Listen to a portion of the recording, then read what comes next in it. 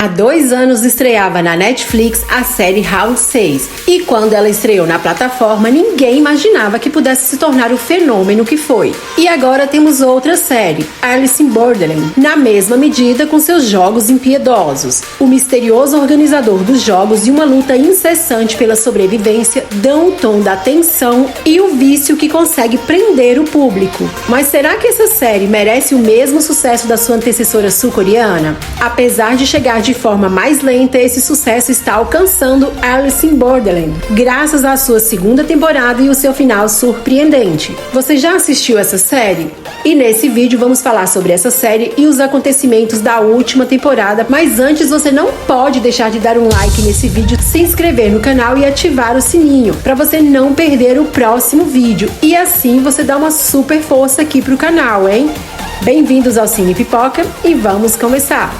A segunda temporada da série japonesa, que é baseada no mangá de Haruasu, já está disponível na Netflix desde dezembro.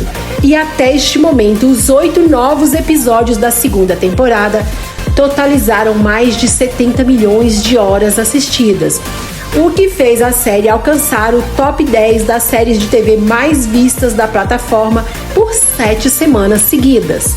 Mas não é por isso que você vai cometer o erro de achar que Round 6 e Alice in Borderland são duas séries semelhantes.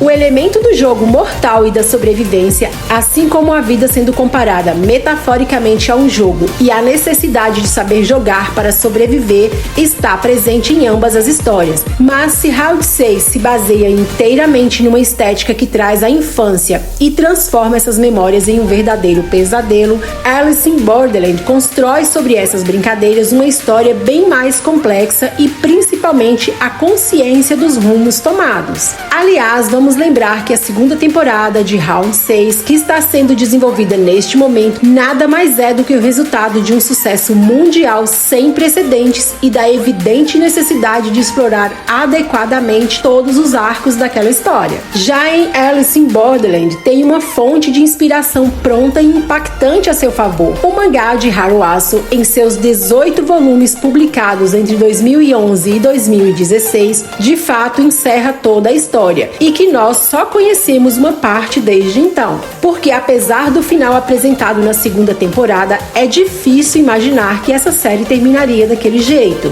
E o último episódio da segunda temporada também representava o último jogo que os protagonistas deveriam enfrentar. A tarefa era relativamente simples. O protagonista Arisu, que se juntou a outra jogadora, o Sagi, deveria vencer a Rainha de Copas, que era ninguém menos do que Mira, que conhecemos na primeira temporada. Aparentemente, um jogo simples, o Croquet, levando a uma clara citação do romance de Lewis Carroll, mas principalmente do famoso desenho animado da Disney, Alice no País das Maravilhas, onde na história Alice viaja em sua jornada por um mundo onde as regras conhecidas por todos são subvertidas, assim como acontece com Arisu e sua amiga. E nesse caso, para vencer esse jogo, bastava simplesmente completar 3 rodadas de croquet, e teoricamente não precisava nem vencer o jogo. Mas aí vem a pegadinha. Arisu teria que resistir à tentação de desistir da partida, que durante uma pausa para um chá, a Rainha de Copas entra na sua mente e, num perverso jogo psicológico, tenta convencer o protagonista de que tudo que ele viveu até aquele momento era fruto da sua imaginação.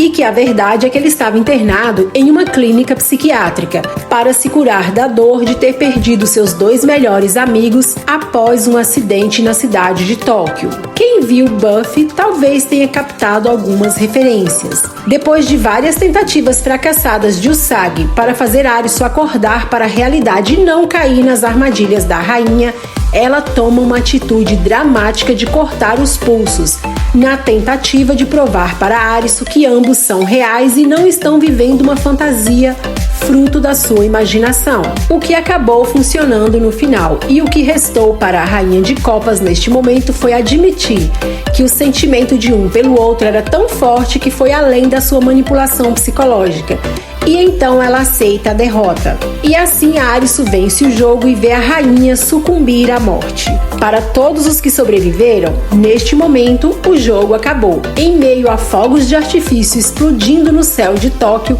a decisão final que eles deveriam tomar era aceitar ou rejeitar a cidadania para permanecer naquele mundo paralelo. Quase todos recusaram, com exceção de 2 dos participantes que se mantiveram vivos. Quando eles despertam no mundo real, eles estão de fato em um hospital e o que parecia fogos de artifício explodindo em plena luz do dia no primeiro episódio da série, nada mais eram do que os rastros causados por um meteorito que desceu sobre o céu de Tóquio.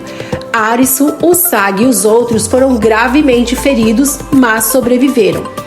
Porém, naqueles breves momentos, eles se viram exatamente em cima daquela linha que faz o equilíbrio entre a vida e a morte, e de alguma forma foram transportados para Borderland, que portanto acaba sendo uma espécie de limbo, e aquelas pessoas que perderam os jogos e foram mortas não passaram, portanto, de vítimas do meteorito.